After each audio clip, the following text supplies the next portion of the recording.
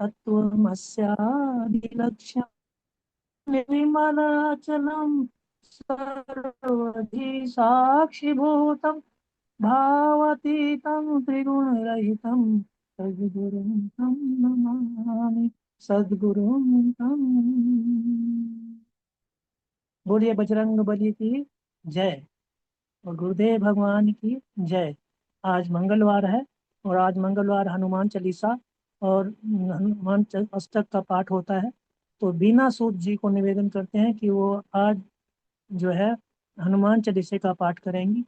वह बीना सूद जी।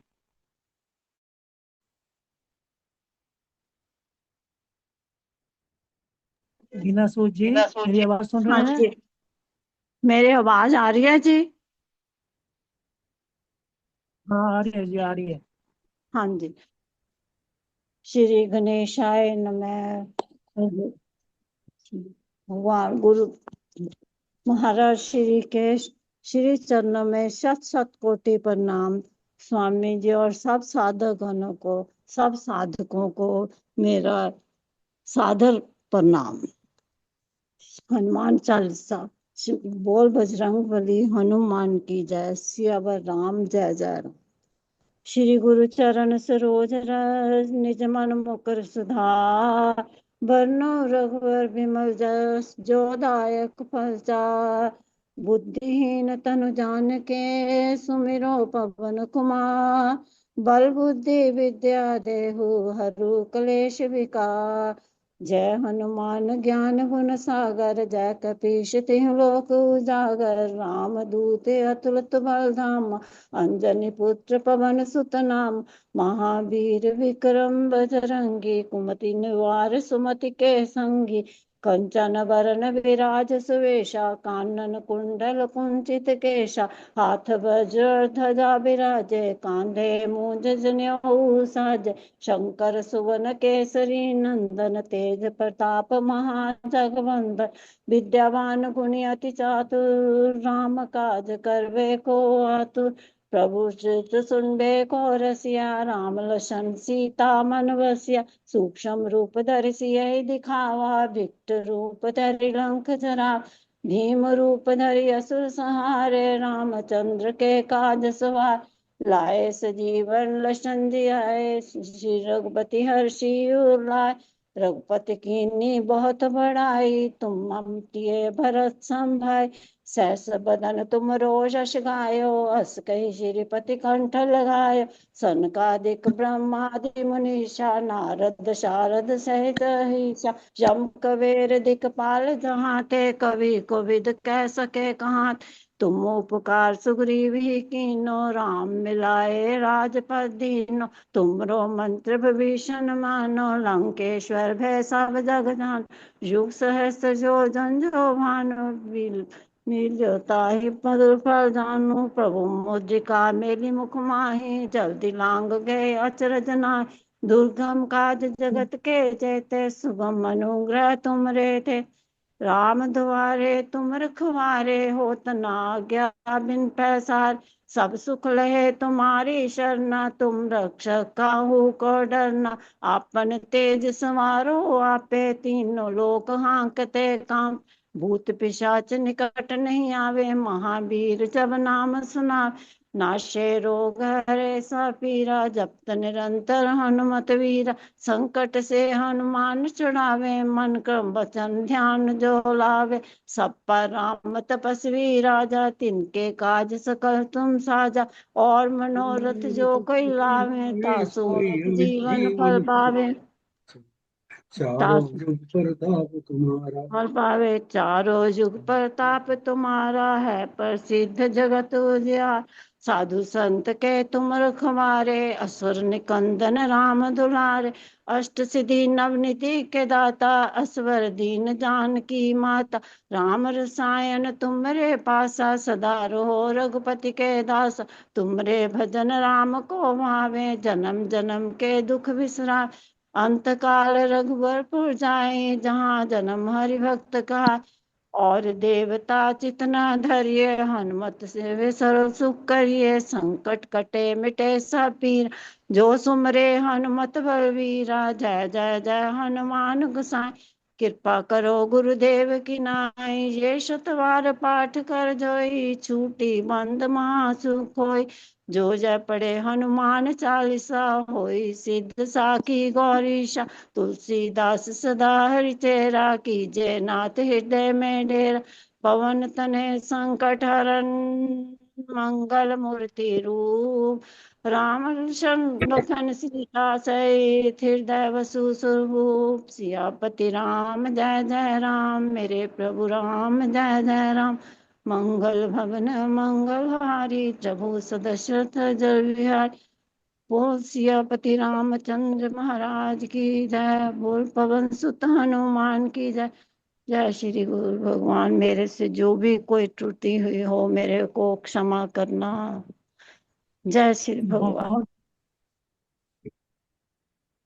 बोला है, ये इतनी बड़ी हिम्मत आपने बोलने के लिए जो लगाई है, उसके लिए आपका बहुत बहुत धन्यवाद है। बहुत अच्छे भाव से आपने जो प्रस्तुति की है, उसके लिए आप बहुत आशीर्वाद के पात्र हैं।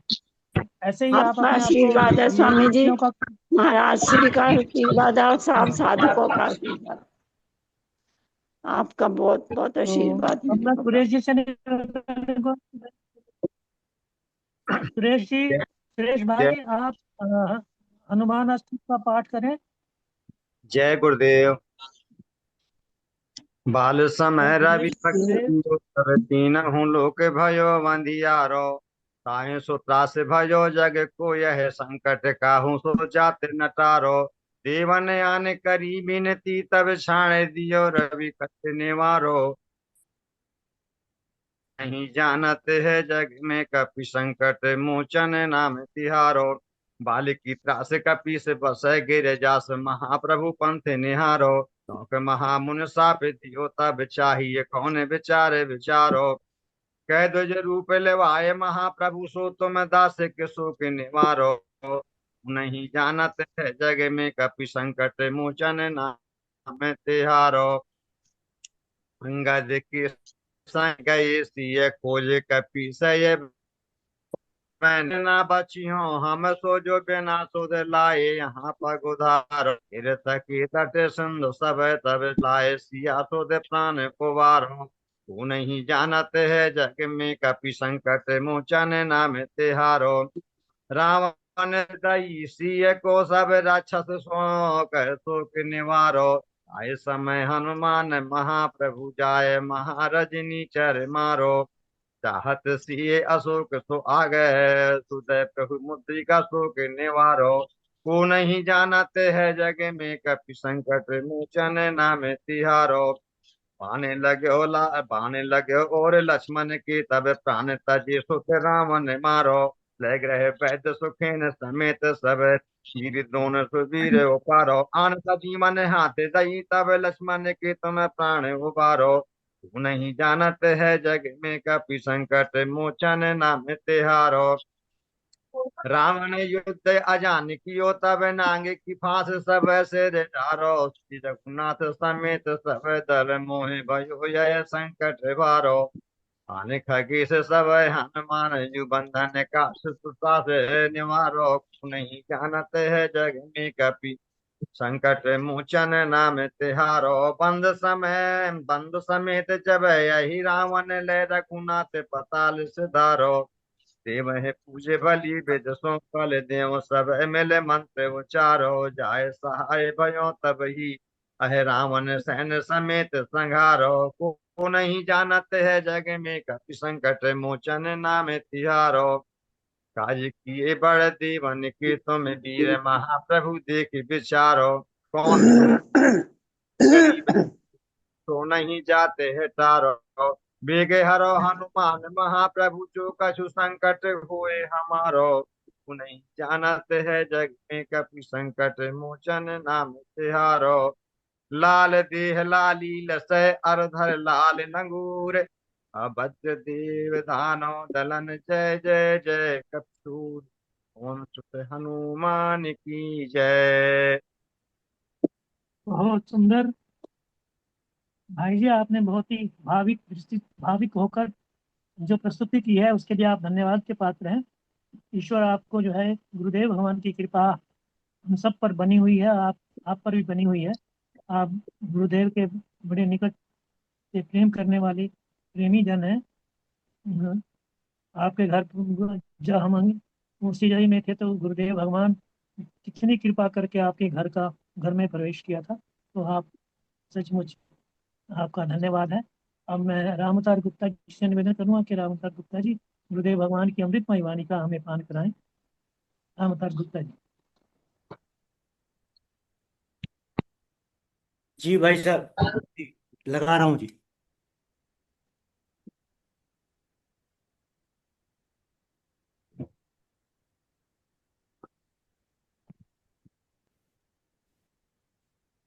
गुरुदेव भगवान की अमृतमयी वाणी में आज हम लोग श्रवण करेंगे झांसी प्रवचन 17 भाग 1।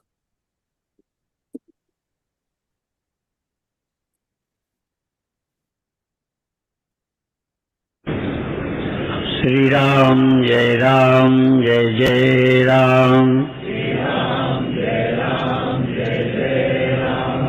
श्री राम जय राम, जय जय राम। श्री राम जय राम, जय जय राम। श्री राम जय राम, जय जय राम। श्री राम जय राम, जय जय राम। सच्चिदानंद भगवान की, सनातन धर्म की।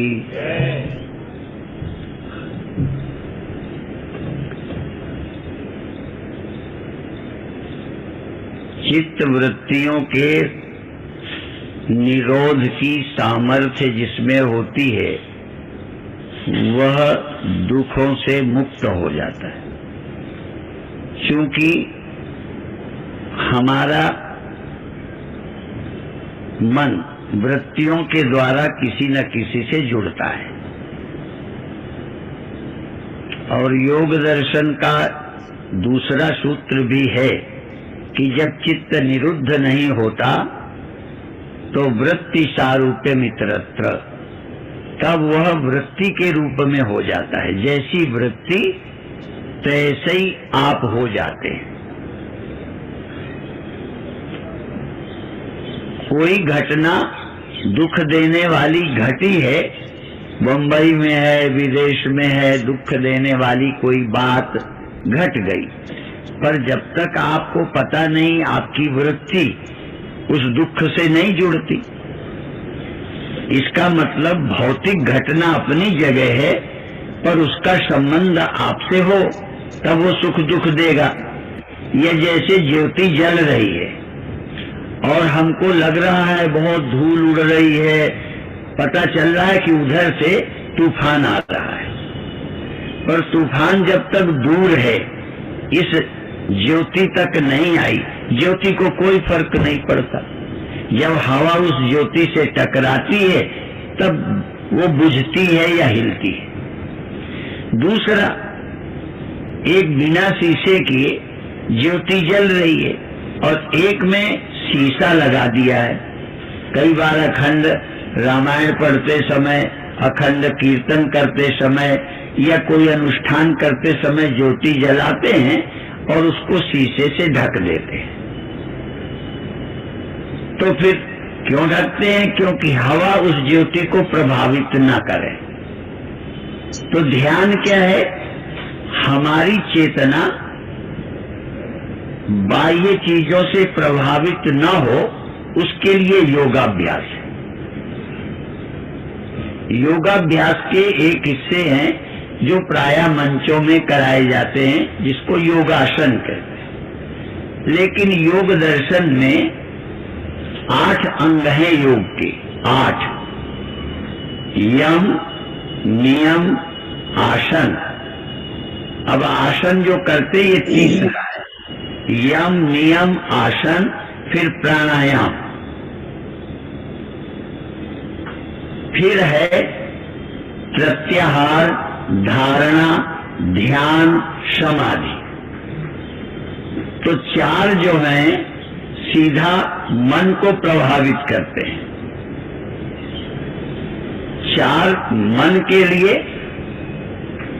तो 8 अंगों में धारणा, ध्यान, समाधि और एक जो बोला प्रत्याहार। हम जितना अपने मन पर कंट्रोल करना सीख लेंगे, उतना ही बाहर के तूफानों से हम बच जाएंगे। बाहर के तूफान को तो हम रोक नहीं सकते, वो हमारे हाथ में नहीं है, पर अपनी ज्योति बुझने से बचा सकते हैं। हम प्रभावित न हो ये कर सकते हैं, जिसके लिए बहुत साधारण उदाहरण दिया जाता है। अब तो भारत में भी बहुत अच्छी सड़कें बन गई हैं, पर अभी भी बहुत गांव में कच्ची हैं, रास्ते कम अच्छे हैं। तो सारे रास्ते यदि हम कंकड़ों से और कांटों से रहित नहीं कर सकते, कई जगह तो गाड़ियां ले जाने में भी डर लगता है कि टायर नहीं फट जावे, इतने कंकड़ पड़े होते हैं। खैर, बताना ये चाहते हैं कि सारी सड़कें यदि अच्छी नहीं हम कर सकते तो पैर में जूते पहन सकते हैं। और सड़कें ठीक करने के लिए बहुत धन चाहिए, लेकिन पैर में जूता पहनने के लिए थोड़े पैसे से काम चल जाएगा। तो सारा संसार बहुत देवता बन जाए, कोई दुख न दे, सास अच्छी, ससुर अच्छा, जेठानी अच्छी, देवरानी अच्छी, बहुएं अच्छी, तो माने आपके लड़के अच्छे, सब कुछ अच्छा हो जाए, उसको तो बनाते बनाते लोग परेशान है, सब कोई ठीक नहीं होता। तो ये योग का रास्ता क्या है? सब ठीक होते हैं, वो मना नहीं करेगा, पर योग कहता है अपने मन को ठीक कर लो, जो मन चंगा, बाकी तुम बोल दो। यदि मन ठीक है तो सब ठीक है। उसी को यूं कहते, मन जीते जग जीत। मन को जीत लिया तो जगत को जीत लिया। जगत तुम्हारा कुछ नहीं बिगाड़ सकता। तो इसीलिए योग को कई लोग पलायनबाजी भी कहते हैं। अभिप्राय है कि संसार को ठीक नहीं करते तो अपने को ठीक कर लिया। कर सको तो हम मना नहीं करते, कर लो संसार को ठीक। पर कई बार संसार को ठीक करने में यदि लग जाओगे ना, तो कई तो तुम्ही को ठीक करने लगेंगे।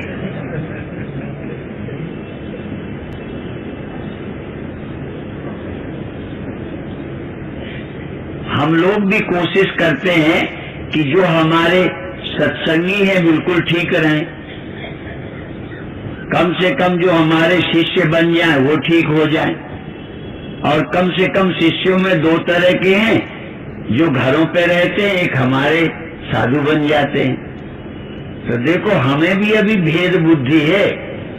चाहते तो हैं कि सारे देश के ठीक हों, पर कम से कम जिन्होंने मंत्र लिया है वो तो हो ही जाए, क्योंकि उनके साथ हमारी नाक भी जुड़ी हुई है। ठीक है।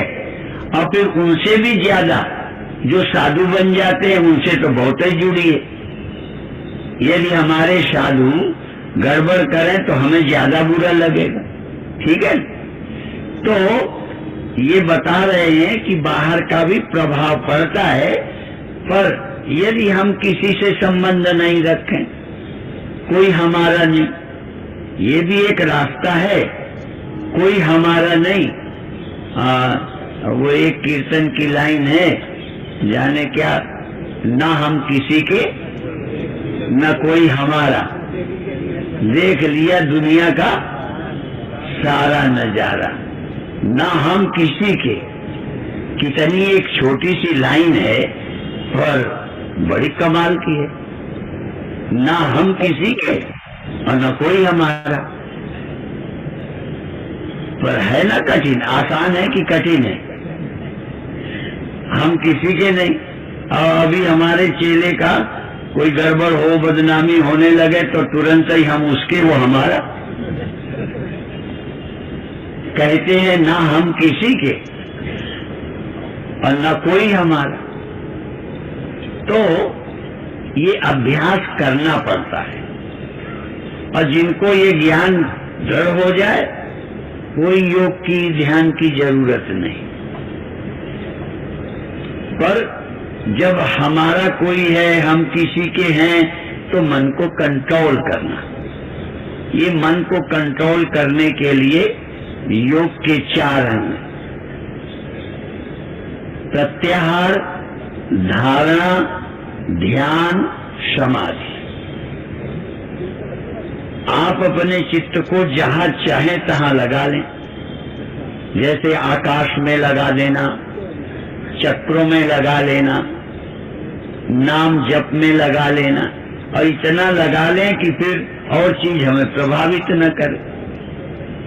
आप लोगों को रोज का अनुभव है, जब फोन करते हैं, तो जब आप किसी से फोन करते हैं, उसमें आप बिजी हो गए, लग गए, तो दूसरे फोन तब तक नहीं आते।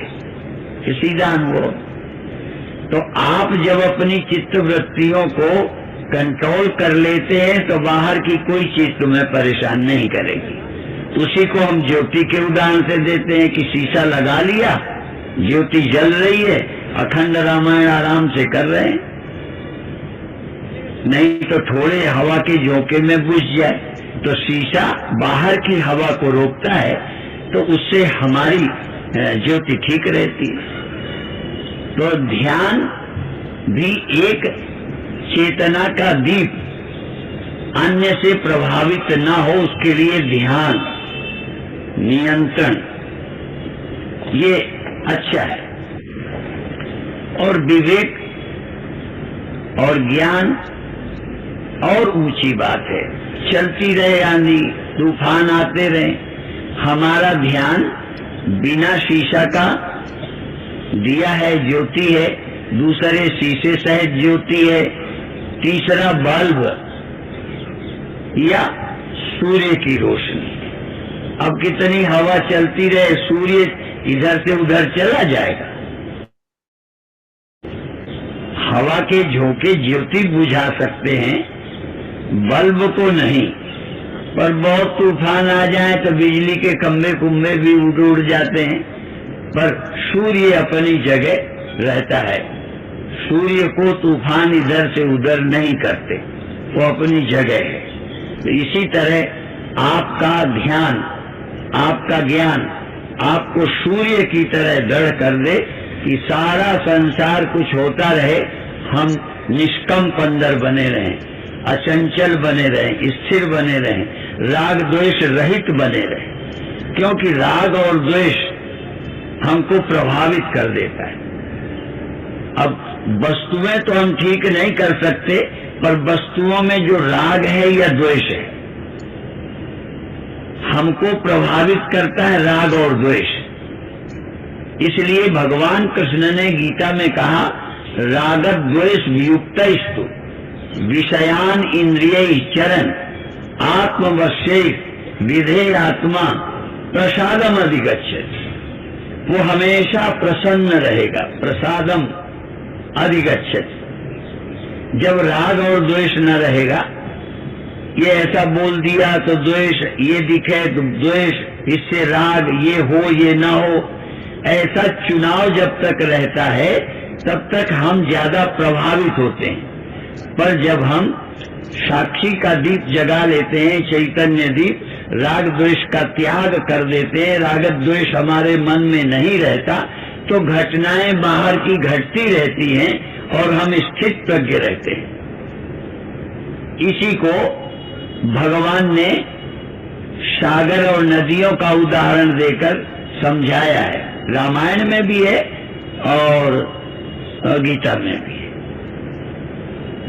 आपूर्यमाणम अचल प्रतिष्ठम समुद्रम आपः प्रविशन्ति यद्वत् तद्वत् कामाः यम प्रविशन्ति सर्वे सशांति मापनोति न काम कामी।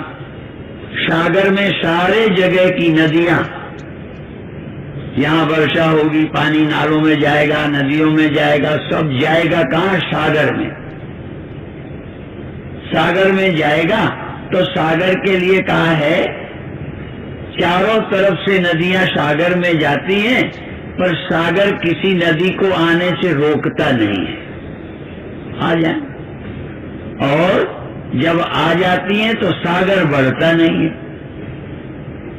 विचित्र वर्षा होती है, तालाब उफान को प्राप्त हो जाते हैं, पानी ज्यादा डालो तो बाल्टी से निकल के बहने लग जाता है, क्योंकि वो छोटे हैं।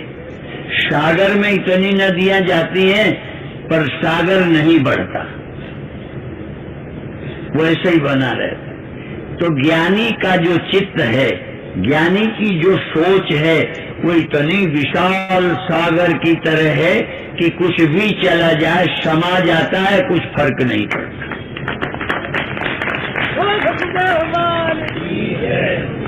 हाँ, यद्यपि ताही कामना नहीं।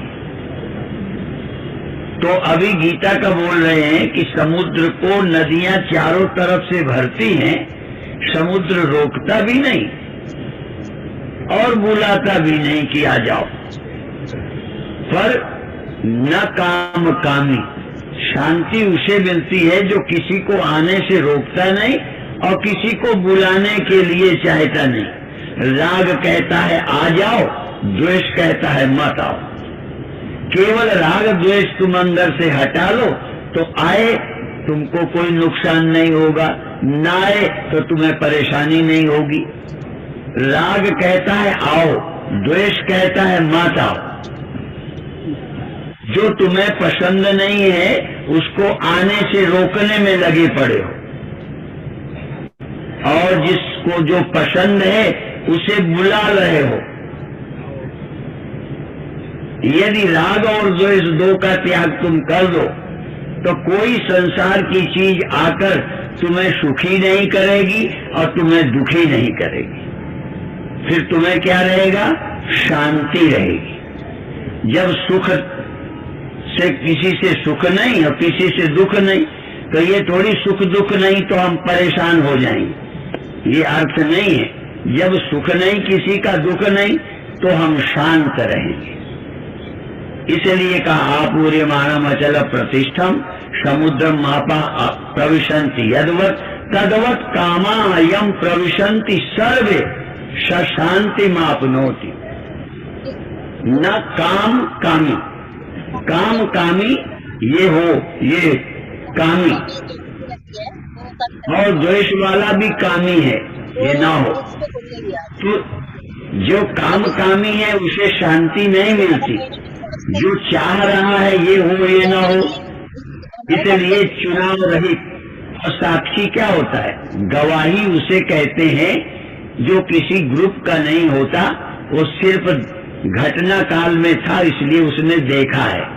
तो तुम काम कामी होगे तो साक्षी नहीं रहोगे, साक्षी होगे तो काम कामी नहीं रहोगे। ये साक्षी रहना, घटनाएं घट रही हैं, अच्छा बुरा कुछ नहीं, तो आकर तुम्हें कोई खराब नहीं करेगा और आकर तुम्हें कोई सुख नहीं बढ़ाएगा। तो जब सुख दुख नहीं तुम्हें होगा तो क्या होगा? फिर कुछ लोग सोचते हैं सुख दुख नहीं होगा तो बेकार हो जाएगा। ना, सुख दुख नहीं होगा तब शांति होगी। और अचाह होने पर शांति होती है, चाह होने पर सुख या दुख होता है, होगा ही होगा। चाह वाले को या तो सुख मालूम पड़ेगा या दुख, और चाह रहित को शांति मालूम पड़ेगी। इसलिए अचाह होना शांति पाना है, और उसे शांति ढूंढनी नहीं पड़ती। शांति मेरे अंदर ही है। जब मैं चाह रहित हूँ, चुनाव रहित हूँ, राग द्वेष रहित हूँ, तो शांति मिलेगी। इसलिए गीता कहती है सशांति मापनोति, वो शांति को प्राप्त करता है। पर न काम कामी, किसी चीज को चाहने वाला या विरोध करने वाला शांति को प्राप्त नहीं होता। तो ये छोटी सी कला, सारी जिंदगी ये पाओ खुशी के लिए, वो पाओ दुख से बचने के लिए, उसे मारो, उसे हराओ, उसकी निंदा करो। जब किसी की निंदा करते हो तो थोड़ा थोड़ा आपको सुख मिलता होगा, करने से भी मिलता है। कोई करता हो उसमें सुनने वाले को भी थोड़ा रस आता रहता है। जब किसी की निंदा में तुम्हें रुचि नहीं, किसी की प्रशंसा में कोई लेना देना नहीं, तुम अंदर शांत रहना, ये जीवन की कला है। जीना है, हाँ, तो ये जीना सीख लो। तो जैसे अपना काम ही खत्म, शांत रहते हैं, ज्यादा लेना देना है नहीं, अब रह गई शरीर की जरूरतें। तो ये आवश्यकताएं हैं, ये तुम्हारे ज्ञान से जाने वाली चीज नहीं। भूख लगी खाया, वो आवश्यकता है। जो तुम्हें करना है वो दिमाग को ठीक करना है, बस। हमारा काम दिमाग ठीक करना, भूख बंद करना हमारा काम नहीं है। वो शरीर है, प्रकृति है, ये भौतिक है, और भोजन भी भौतिक है, ठंडी गर्मी भौतिक है, कपड़ा भी भौतिक है। इसी तरह थकान आदि है, आराम। तो ये मना नहीं है, ये तुम्हारी कामना ही नहीं है। प्रजहाति यदा कामान सर्वान पार्थ मनोगतान आत्मन्नेवात्मना तुष्टा स्थित प्रज्ञ सदोच्यते। उसे स्थित प्रज्ञ कहते हैं, उसे ज्ञानी कहते हैं, उसे योगी कहते हैं। किसको? जिसने सभी अंदर की कामनाएं छोड़ दी, अंदर से कोई कामना रही नहीं, आवश्यकताएं छोड़ी नहीं। आवश्यकताएं छोड़ने के चक्कर में भी मत पड़ना कि भूख लगनी बंद हो जाए, ठंडी लगनी, ये तो प्राकृतिक है। जो आपकी समझ से पैदा होती हैं कामनाएं, उन्हें छोड़ दो। जो अंदर से आपने कुछ बुरा मान रखा है, वो दिमाग से हटा दो। तो रागत द्वेष रहित होते ही, रागत द्वेष रहित होते ही आपका चित्त शांत रहेगा। ये स्थिति पाने के लिए थोड़ा योग आदि अभ्यास करे, फिर बाद में विवेक से काम चल जाता है। बहुत ऊंची कोटि के जो ज्ञानी लोग हैं, हाँ, वही योगी हैं। उन्हें करना कुछ नहीं, वो समझ गए हैं, बस आनंद में रहते हैं। इसलिए वहां रागत द्वेष के त्याग को कहा है, कुछ चीजें छोड़ने को नहीं कहा। और तो गीता ने हमें बताया, रामायण ने हमें बताया। और अब सुनना कैसे बंद रखोगे, देखना कैसे बंद रखोगे, काम कैसे बंद करोगे? करते रहो, जब तक जीना तब तक सीना। पर आप अंदर विवेकी बन जाओ। विवेक की बहुत वैल्यू है। हमारे गुरुदेव कहते थे, कभी विचार शब्द का प्रयोग करते थे, कभी विवेक का। उठो तो विचार, बैठो तो विचार, बोलो तो विचार, करो तो विचार। जो करो विचार, यही पूजा, यही आचार। ये गुरुदेव के वाक्य थे। यही पूजा है बहुत बड़ी, यही आचार है बहुत बड़ा, कि जब कुछ करो विचार कर। और दूसरा है विवेक, विचार और विवेक। तुलसीदास हरि गुरु करुणा बिन, दो का नाम लिया। हरि और गुरु की करुणा होवे तो विमल विवेक हो जाता है। तुलसीदास हरि गुरु करुणा बिन विमल विवेक न होई, बिन विवेक संसार घोर निधि पार न पावे कोई। अब मान लो कहीं वातावरण कम अच्छा है, हम अपना उदाहरण लेते हैं। अब वहां रह रहे हैं, कार्यक्रम में गए हैं, कहीं जगह में गए हैं, कहीं ना कहीं तो रहेंगे। तो सब जगह वातावरण थोड़ी हमारे मन का है। हमें अपनी समझ ठीक रखना है। किसी से आशा नहीं करना कि तुम ठीक हो जाओ तो हम शांत रहेंगे। यदि ये ठीक हो फिर शांत रहे तो तुम्हारी साधना क्या है? जैसे कबीर साहब का शायद वचन है कि सारे जीवन से ही काशी, मरण गए मगहर की पाटी। काशी में रहते थे, मरने के लिए, शरीर छोड़ने के लिए मगहर गए। कहावत यह है कि मगहर में मरने से कल्याण नहीं होता, काशी में मरने से कल्याण होता है।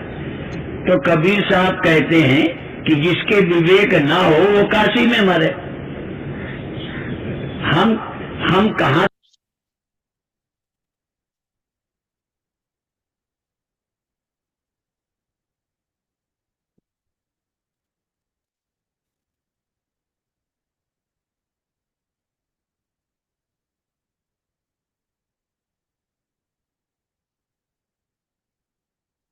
जय गुरुदेव जी, जय गुरुदेव। जय गुरुदेव।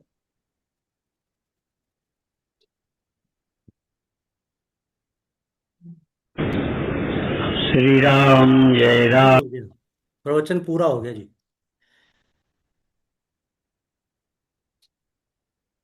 जय गुरुदेव जी।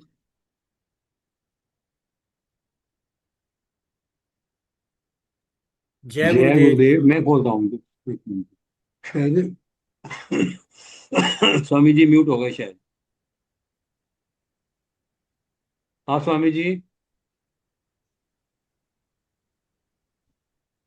हाँ, स्वामी जी, अनम्यूट हो ओ, गया। बोलिए गुरुदेव हाँ जी भगवान की जय। जय। मेरी आवाज सुनिए जी। हाँ जी, हाँ जी, थोड़ी और थोड़ी ऊंची हो जाए तो अच्छा है। और बोलिए गुरुदेव भगवान की जय। जय। बहुत ही सुंदर, बहुत ही मार्मिक और हृदय स्पर्शी और मन और मस्तिष्क को छू जाने वाली प्रक्रियाओं के द्वारा कैसे हम शांत रह सकते हैं, शांति कैसे हमारा रूप बन सकती है, और ध्यान क्या है, समाधि क्या है, साक्षी क्या है, ये गुरुदेव ने अपने प्रवचन के माध्यम से सिखाया, बताया। चॉइसलेस, जो चॉइसलेस है, जिसकी कोई अवेयरनेस, चॉइसलेस अवेयरनेस, गुरुदेव बोला करते हैं कि चॉइसलेस अवेयरनेस अगर होती है तो निश्चित रूप से हम सहज शांत हो सकते हैं अगर हमारी कोई कर्मकामी जो है ना, कर्मकामी शब्द का प्रयोग किया है, जो कर्मकामी है वो शांत नहीं हो सकते, उनको तो कुछ ना कुछ करना करके कुछ चाहिए। जिसको कुछ ना कुछ करके चाहिए होता है वो शांत नहीं हो सकता, वो अशांत ही रहेगा। वो शांति अगर आएगी तो क्षणिक आएगी, थोड़ी देर के, जब काम पूरा हो गया तो शांति मिलेगी। और जैसे ही काम पूरा हो जाता है, पूरा होने के बाद शांति भी अपना स्थान छोड़ देती है। इसी तरह से राग और द्वेष का, जब राग और द्वेष हमारे चित्त से निकल जाते हैं तो भी हम सहज शांत हो सकते हैं। शांत रहने वाले की अपने में शांत रहने की प्रक्रिया अपने में शुरू होती है। वो एडजस्ट अपने को करना होता है। हम दूसरों को एडजस्ट नहीं कर सकते, दूसरे एडजस्ट हो भी सकते हैं, नहीं भी हो सकते, उनमें डाउट है। और अक्सर एडजस्ट नहीं होते। हम एडजस्ट हो जाएं तो दूसरों को एडजस्ट करने की जरूरत ही नहीं पड़ती। तो हमें अपने आप को जहाँ जैसे है वैसे एडजस्ट करने की भी क्षमता जो है वो शांति का उपादान है। शांति उससे उत्पन्न होती है।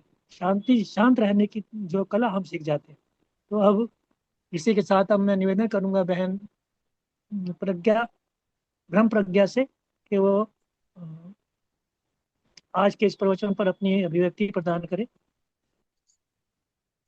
जय गुरुदेव। ओम ओम ओम ओम। ब्रह्म। ओम दीदी ओम। हाँ जी।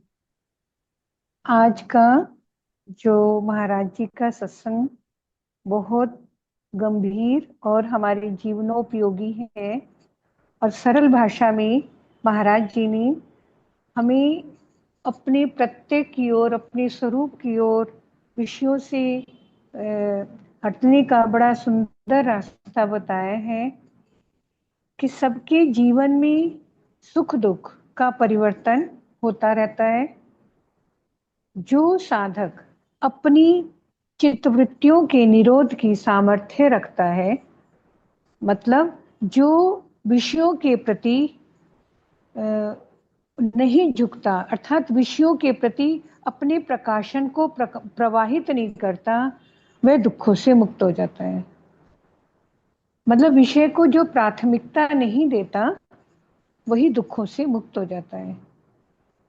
और जो मन है, जिसे हम वृत्ति कहते हैं, मन कहते हैं, उसका स्वभाव है किसी न किसी विषय को प्रकाशित करते रहना। लेकिन जब हमारा मन संयमित नहीं होता, तब जो विषय दिखाई दिया उसी में मन बह जाता है, अर्थात वृत्ति तदाकार हो जाती है, विषय के साथ मैं जुड़ जाता है। यही बात योग दर्शन में एक सूत्र के द्वारा समझाई गई है, वृत्ति सारूप्य मित्रत्र। मतलब इसका यह है कि जैसी वृत्ति होती है वैसे ही हम हो जाते हैं। अभी सुख का कोई प्रसंग आया, हम सुखी हो गए, दुख का प्रसंग आया, हम दुखी हो गए।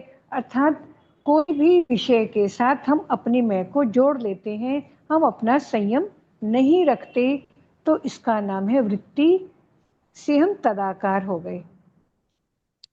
एक महाराज जी ने उदाहरण दिया कि जैसे कोई दुखद घटना किसी के जीवन में हो, कोई या सुखद घटना हो, कोई भी, और यदि आप उससे अनभिज्ञ हैं, मतलब आपको कोई सूचना उसकी नहीं है, तो वह घटना आपको दुखी सुखी नहीं करेगी।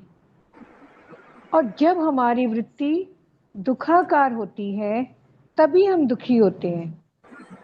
योग दर्शन के सूत्र का अभिप्राय है कि जैसी वृत्ति होती है हम तद्रूप हो जाते हैं, लेकिन हमें इस पर विजय प्राप्त करनी है। तो कैसे करें? अभी महाराज जी ने एक उदाहरण दिया था कि जैसे दीपक की लो हवा से डगमगाती है, इसके लिए क्या करें, मतलब विजय प्राप्त कैसे करें? तो दीपक की लो हवा से ना डगमगाए, ना बुझे, इसलिए दीपक पर कांच की चिमनी रख दी जाती है, जिससे हवा के प्रभाव से दीपक सुरक्षित रूप से हमें प्रकाश देता रहे। इसी प्रकार हमारी जो वृत्तियां हैं बाहरी चीजों से प्रभावित ना हो, उसके लिए ध्यान साधना की आवश्यकता है। जैसे दीपक के लिए चिमनी की आवश्यकता है, ऐसे ही योग व ध्यान चित्तवृत्तियों के निरोध के लिए आवश्यक है। और योग दर्शन में ध्यान के लिए, मतलब समाधि तक पहुंचने के लिए 8 अंग बताए गए। यम, बेटे नियम, खाना डाल दूं, अपने आप डाल लेगी। आसन, प्राणायाम, प्रत्याहार, धारणा, ध्यान, समाधि, इन सब के द्वारा हम वृत्तियों से असंग होने की विद्या, असंग होने की कला सीख सकते हैं। जो भी हम ध्यान, नियम, जो भी हम उसको फॉलो करते हैं, उससे हम विषयों से असंगता की कला सीखते हैं। हम कैसे उससे असंग रह सकें। अभी एक उदाहरण हमने अभी प्रवचन में सुना था कि जैसे कोई मार्ग है और हमें जाना है, और मार्ग है कटीला है और उसमें बहुत कंकड़ है, तो क्या हम पूरे रास्ते उस मार्ग को साफ करने में अपना समय लगाएंगे? तो महाराज जी ने कहा नहीं, हम अपनी रक्षा करें। हम कब तक किसी के लिए करेंगे? तो रास्ते में कंकड़ या कांटे को साफ करने की जगह अपने पैर में जूता पहन सकते हैं। इसका मतलब यह है कि संसार की प्रतिकूल परिस्थितियां या परिवर्तन को कोई कैसे रोक सकता है? हम अपनी ध्यान धारणा के द्वारा हम उस विषय के प्रकाशन को संयमित कर सकते हैं, उससे असंग हो सकते हैं।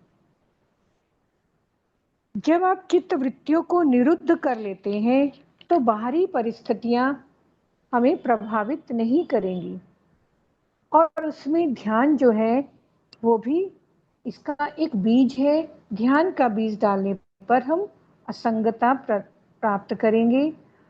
विवेक, ज्ञान, ध्यान, इसके द्वारा विषय से तदाकारता अथवा तदरूपता एक ही बात है। अगर हम ध्यान के द्वारा, विवेक के द्वारा, ज्ञान के द्वारा विषय से जो हमारा एक होने का, उसको स्वीकृति देने का जो अभ्यास हो गया है, वो नहीं हो पाएगा। अर्थात जीवन में असंगता सहज ही आने लगती है। जैसे तूफान आता है, जब तो उस समय बिजली के तार टूट जाएंगे, बिजली के बल्ब गिर जाएंगे, तो क्या उस तूफान के द्वारा वो सूर्य को हिला पाएगा वह तूफान? नहीं। ऐसे ही चेतन के ध्यान से अगर हम सही रूप से ध्यान कर रहे हैं तो हमारी वृत्तियां विचलित नहीं होंगी, हम निष्कंप और स्थिर हो जाएंगे। यही ध्यान की सम्यकता का लक्षण है। तो हम वस्तुओं को, व्यक्तियों को, परिस्थितियों को तो नहीं बदल सकते, लेकिन उनके प्रति चित्तवृत्तियों के आकर्षण विकर्षण को, राग द्वेष को ध्यान साधना आदि के द्वारा उनसे असंग हो सकते हैं, अप्रभावित रह सकते हैं। इसी बात को गीता में भगवान श्री कृष्ण ने कहा है 2 अध्याय में, राग द्वेष वियुक्तैस्तु विषयान् इंद्रियैश्चन आत्मवश्यै विधेयात्मा प्रसादम अधिगच्छति। मतलब शांति को कैसे कोई प्राप्त होगा? जब तक राग द्वेष का चुनाव है तब तक हम ज्यादा प्रभावित होते हैं, परंतु जब हम साक्षी चैतन्य का ध्यान का भी जीवन में लगा देते हैं तब हमारे जीवन में किसी का अधिक प्रभाव नहीं पड़ता, तब हम स्थित प्रज्ञ रहते हैं।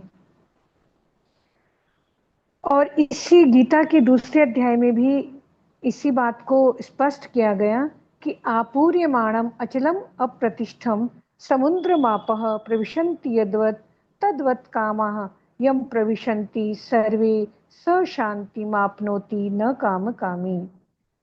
जितनी भी नदियां, गंगा नदी, यमुना नदी, कावेरी, जितनी भी नदियां हैं वो सभी चारों ओर से समुद्र में ही जाती हैं, उसी में मिल जाती हैं, और समुद्र किसी को आने से नहीं रोकता। समुद्र अपनी मर्यादा में प्रतिष्ठित रहता है, वह ना किसी के आने का पर दुखी होता है, ना किसी के जाने पर सुखी दुखी नहीं होता, क्योंकि वह संयमी है। संयमी पुरुष की चित्त वृत्ति सागर की तरह इतनी विशाल होती है कि उसमें सब समा जाते हैं, फिर भी वह अप्रभावित रहता है। और रामचरितमानस में के बालकांड में जिमी सरिता सागर मुह जाही यद्यपि ताही कामना नाही। समुद्र को कोई कामना नहीं है, फिर भी नदियां स्वतः ही उसमें मिल जाती हैं। इसी प्रकार सत्पुरुषों के पास सुख आदि जो कुछ भी है बिना मांगे ही मिल जाता है। ज्ञानी पुरुष ना किसी को बुलाता है, ना किसी को बुलाने से रोकता है। हम प्रिय से राग करते हैं और अप्रिय से द्वेष करते हैं। और अभी जो गीता में आया है काम कामी, मतलब कामना को चाहने वाला, और वो कभी शांति को प्राप्त नहीं करता। मतलब वह अभावग्रस्त रहता है, वो दुखी रहता है जिसके हृदय में कामनाओं की अधिकता है। और जो काम कामी है, कामना चाहने वाला है, वो कभी साक्षी कैसे हो सकता है? वो असंग तो हो ही नहीं सकता। साक्षी होने पर कामना ही शांत हो जाएगी, अचाह होने पर ही शांति रहती है। इसका मतलब है चाह या इच्छा वो दुखों की जननी है। दुखों के सारा केंद्र इच्छाओं से ही प्रारंभ होता है। और जब मैं चाह रहित हूँ, जब मैं चुनाव रहित हूँ, जब मैं राग द्वेष रहित हूँ, इसका मतलब है मैं सम हूँ, तो शांति ही मिलेगी। स शांति मापनोति, वह शांति का अनुभव करता है। किसी को चाहने पर, किसी का विरोध करने पर व्यक्ति सुख शांति से दूर होता है। गीता के इस दूसरे अध्याय में कहा गया कि प्रजाहाति यदा कामान सर्वान पार्थ मनोगतान आत्मन्यवात्मनः तुष्टः स्थित प्रज्ञस्तदोच्यते। अपनी संपूर्ण कामनाओं का जो परित्याग कर देता है और अपनी स्वयंता में, अपनी आनंद में जो संतुष्ट तृप्त रहता है, वही स्थित प्रज्ञ है। और महाराज जी ने बड़ी सरलता से एक बात समझाई है कि हम कुछ भी करें और उसको करने से पूर्व हम उस पर विचार करें, विवेक करें। बहुत मतलब ये हमारे व्यवहार के लिए, हमारे अध्यात्म के लिए बहुत जरूरी है विचार और विवेक करना। और विचार और विवेक ही हमें सद्विवेक की ओर, सही मार्ग की ओर पहुंचाएंगे। और बाकी रही शरीर की जरूरत और खाने पीने रहने, वो तो प्रकृति का नियम है, वो तो हमें मिलेगी ही मिलेगी, उसकी हमें चिंता नहीं करनी चाहिए। अनावश्यक कामना और चिंतन ही चित्त में अशांति पैदा करती है, और आवश्यकताएं तो पूरी होती ही होती है। और गुरु की कृपा से हमें सद्विवेक प्राप्त होता है, और हमें परमात्मा से, गुरु से प्रार्थना करनी चाहिए, और वह सद्विवेक हमें प्रदान करते हैं। हमें अपनी समझ ठीक करनी है। सारी अध्यात्म का जो मतलब निष्कर्ष है कि हमारी संबित, हमारी दृष्टि, हमारी स्वीकृति वो सही हो, और सही समझ ही सही मार्ग को दिखा देती है। शांति का, सुख का, परमात्मा का साक्षात्कार भी इसी दृष्टि से हो जाएगा। ओम ब्रह्म स्वरूप।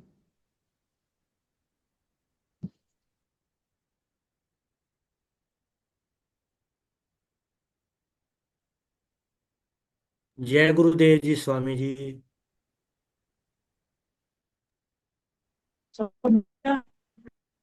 अभिव्यक्ति समाप्त हो गई। हाँ जी, पूरी होगी उनकी अभिव्यक्ति। बहुत ही तरीके से। आवाज आवाज कट रही है स्वामी जी आपकी। हाय, मैंने रिकॉर्ड ही नहीं किया। हेलो, अब ठीक हमेशा आप ही है। करते हो रिकॉर्ड। मैंने बीच में देखा कितने मिनट हुआ, मैंने कहा बटन तो दबा नहीं हुआ, ऐसे रखा हुआ। कोई बात नहीं, आपकी रिकॉर्डिंग मिल बाकी जाएगी। अब मैं बोल सकता हूँ जी। हाँ जी। जी, हाँ,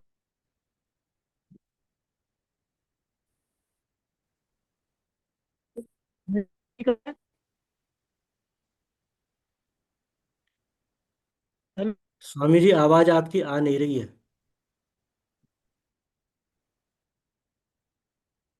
नहीं आ रही है, मुझे नहीं पता चल रहा। अब आ नेट रही है, की अब आ प्रॉब्लम रही होगी है। कोई। अब आ रही है जी। अच्छा, पानी ने बोलना ये भी शुरू किया है।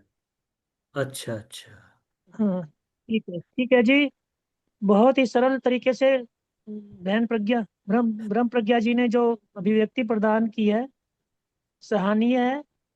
और उनकी ये ज्ञान शैली या उनका ये पूर्व अभ्यास इस बात का सिद्ध करता है कि बहन अच्छे से आध्यात्मिक चिंतन करती हैं। और आध्यात्मिक चिंतन के आधार पर जो उनकी भाषा शैली है, उससे भी ये स्पष्ट होता है कि उनकी साधना, जो आत्मिक साधना है, उसमें वो रत हैं। इनके लिए बहुत बहुत धन्यवाद है। और हम आपका हृदय से स्वागत करते हैं और प्रार्थना करते हैं कि आपकी ये जो साधना है, आध्यात्मिक साधना है, आप उसमें प्रखर हों।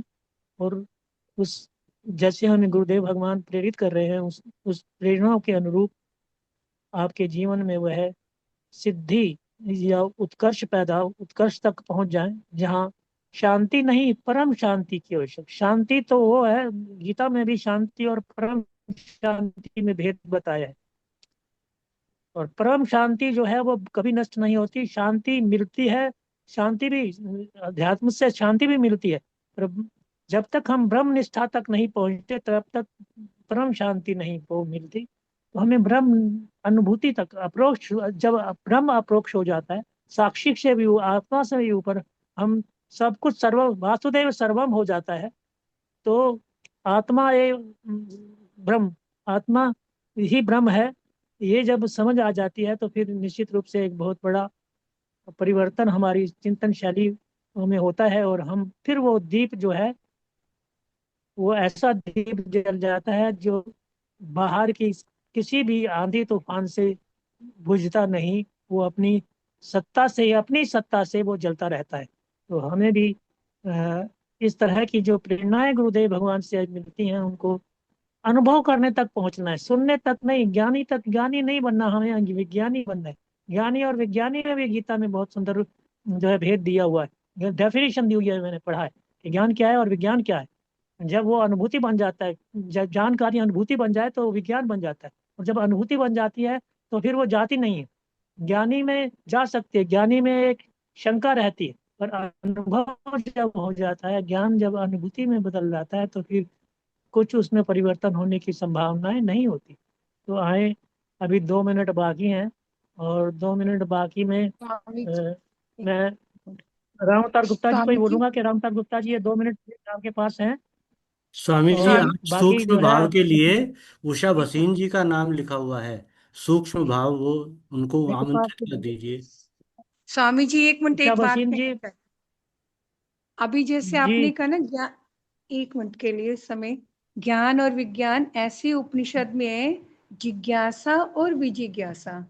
जो विजिज्ञासा है वो हाँ अनुभव पर्यंत तक हमारा जो जिज्ञासा है वो अनुभव में ही हमारा पर्यवसित हो, इसके लिए तद विजिज्ञासस्व उपनिषद ये बोलता है। तो जैसे आपने ज्ञान विज्ञान बोला उसमें बहुत अच्छा है, और आपने जो मुझे आशीर्वाद दिया उसको मैं स्वीकार करती हूँ।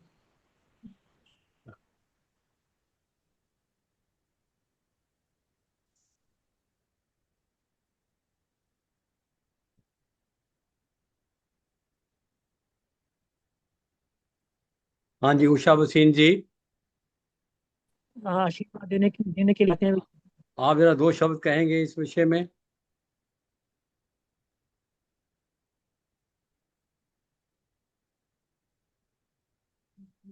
अनम्यूट नहीं है। और राम अवतार गुप्ता जी, आप ही। जय गुरुदेव जी, जय जय। गुरुदेव। बहुत बहुत धन्यवाद। आज का प्रवचन गुरुदेव का बहुत सारगर्भित है और इतनी सुंदर प्रेरणा उन्होंने दी है सभी जिज्ञासुओं को, सभी मुमुक्षुओं को, सभी साधकों को, जो उनके लिए बहुत मार्गदर्शक बन सकती है, ऊंचाइयों तक ले जा सकती है, बशर्ते कि इस पर हम लोग ध्यान दे सकें कि जो गुरुदेव बता रहे हैं वो कितना उपयोगी है हमारे लिए। साक्षी भाव क्या है? चैतन्य जब साक्षी बन जाता है तो वो मन से मुक्ति पा जाता है। जो साक्षी है वो इधर मन के साथ भी जुड़ सकता है और उधर चैतन्य तत्व तक भी हमको ले जाके जोड़ सकता है। वो एक बीच की कड़ी है, ऐसा आज गुरुदेव ने बहुत सुंदरता के साथ बताया है। इसलिए हम सभी का ये न केवल दायित्व है बल्कि परम कर्तव्य है कि हम इन बातों को गहराई से समझें, अपने जीवन में उतारें, अपने आप को साक्षी जानें। केवल कहने से नहीं, जानने से बात बनेगी। जाने और अपने मन में क्या क्या भाव उठते हैं, हम कैसे स्वप्नों को देखते हैं, कैसे हम सुषुप्ति में चले जाते हैं, और जागृत में भी हम साक्षी रह के जागृत के सभी क्रियाकलापों को अनुभव कर सकते हैं। हमें इस बात को समझने की आवश्यकता है कि हम ही हैं जो स्वप्न देखते हैं, हम ही हैं जो सोते हैं, हम ही हैं जो जागृत का जीवन जीते हैं। वो हम साक्षी हैं, उसको समझने की आवश्यकता है। केवल अपना दृष्टिकोण बदलने की आवश्यकता है। जो कुछ हम कर रहे हैं, जो कुछ आवश्यकताओं की पूर्ति इस शरीर के द्वारा होती है, उसमें कहीं कोई बाधा नहीं होती है साक्षी बनने से। ऐसा मुझे समझ में आया। मैं इतना ही कहकर अब आज्ञा चाहता हूँ कि यदि विश्राम करना है तो बताएं।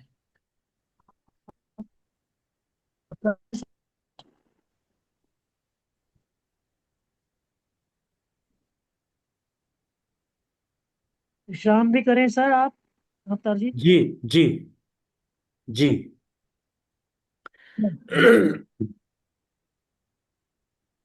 गुरुर्ब्रह्मा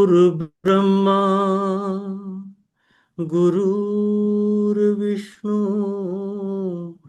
गुरुर्देवो महेश्वरः, गुरुर्साक्षात् परं ब्रह्म, तस्मै श्री गुरुवे नमः। ध्यानमूलं गुरुमूर्ति, पूजामूलं गुरुपदम्, मन्त्रमूलं गुरुर्वाक्यम्,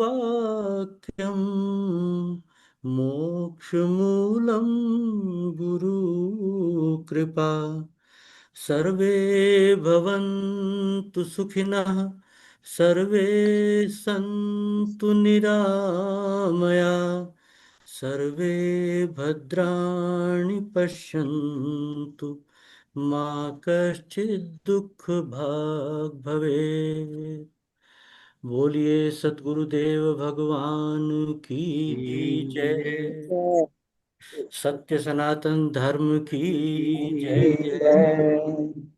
आज के आनंद की जय। नमो नारायण, नमो नारायण, नमो नमो नारायण, नारायण। नमो नारायण, नमो नारायण। नमो नमो नारायण। नमो नारायण। नमो नारायण।